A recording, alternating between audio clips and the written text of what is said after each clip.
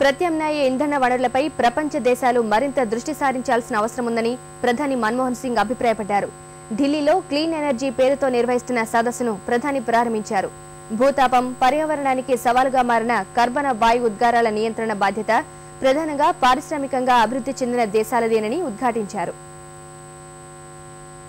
ప్రత్యామ్నాయ ఇంధన వనరుల విస్తృత వినియోగమే లక్ష్యంగా ఢిల్లీలో 2 రోజుల క్లీన్ ఎనర్జీ మంత్రుల సదస్సును నిర్వహిస్తున్నారు. 4వ సదస్సును ప్రారంభించిన ప్రధాని ప్రారంభోపన్యాసం చేశారు. సంప్రదాయేతర ఇంధన వినియోగ అవసరాల్ని నొక్కి చెప్పారు.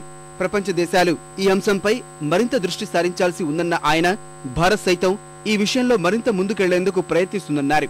ప్రస్తుతం వినియోగిస్తున్న 25,000 మెగావాట్ల సంప్రదాయేతర ఇంధన వినియోగాన్ని 2017 నాటికి రెండింతలు చేయాలనే లక్ష్యంతో పనిచేస్తున్నట్లు ప్రధాని తెలిపారు. We must work to ensure that the UN Framework Convention process reaches some acceptable outcome. Individual countries have to take action to increase energy efficiency and also promote clean energy.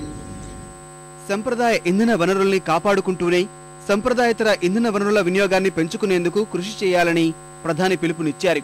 దేశంలో సౌర ఇంధన ఉత్పత్తి పరికరాల తయారీ పరిశ్రమలను ప్రోత్సహిస్తామన్న ప్రధాని, భారత్లో అలాంటి పరిశ్రమల స్థాపనకు స్వాగతిస్తున్నట్లు, అందుకు మౌలిక వసతులు కల్పించనున్నట్లు ప్రకటించారు. కర్బన వాయు ఉద్గారాల నియంత్రణ, తగ్గింపు బాధ్యత ప్రధానంగా పారిశ్రామికంగా అభివృద్ధి చెందిన దేశాలదే అన్న ఆయన, ఐక్యరాజ్యసమితి మార్గదర్శకత్వంలో అన్ని దేశాలు అవగాహనతో పనిచేస్తూ ముందడుగు వేయాలని సూచించారు. We are also taking steps to exploit non-conventional clean energy sources such as solar and wind power, and also energy from the biomass.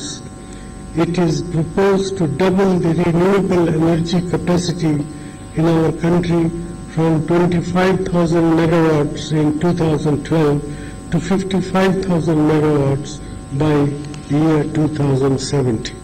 ప్రణాళిక సంఘం ఉపాధ్యక్షుడు మాంటెంగ్ సింగ్ అహ్లూవాలియా, వివిధ దేశాల ఇంధన, విద్యుత్ శాఖ మంత్రులు, వివిధ సంస్థల ప్రతినిధులు ఈ సదస్సులో పాల్గొన్నారు.